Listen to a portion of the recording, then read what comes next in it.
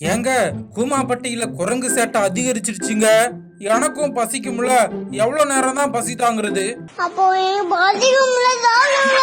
அப்படின்னு குரங்கு ஒண்ணு கூமாப்பட்டியில உள்ள ஒரு வீட்டுக்குள்ள புகுந்து பங்கம் பண்ணிருக்கு. கடலை, பெருச்சம்பழம், சோளம்னு கிடைக்கிறதையெல்லாம் சாப்பிட்டு வீட்டுல வாங்கி வச்ச ஸ்நாக்ஸ காலி பண்ணிருக்காரு நம்ம மாடன் குரங்கு. தலைவன் வேற ரகம் பார்த்து உஷாரு அப்படின்னு அந்த வீட்டுக்காரர் இப்ப புரிஞ்சிட்டு இருந்திருப்பாரு.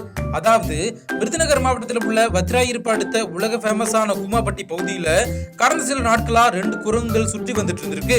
ஒவ்வொரு வீடா புகுந்து கிடைக்கிறத தின்னு அட்டகாசம் பண்ணிருக்காங்க இந்த குரங்குகள். இந்த குரங்குகளோட சேட்டையை தாங்க முடியாம வீட்டுல எந்த பொருளும் வாங்கி வைக்காம விட்டுருக்காங்க கூமாப்பட்டி கிராம மக்கள். இந்த குரங்குகள் வீட்டிற்குள் நுழைந்து பொருட்களை சேதப்படுத்துவதோடு உணவுப் பொருட்களையும் எடுத்து செல்வதாக பொதுமக்கள் குற்றம் சாட்டியிருக்காங்க.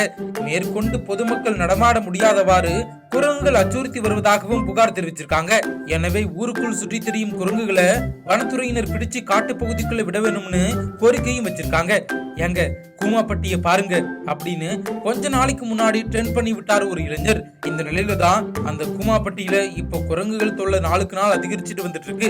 இதனால கூமாப்பட்டி மக்கள் மிகுந்த சோகத்தில் மூழ்கி இருக்காங்க.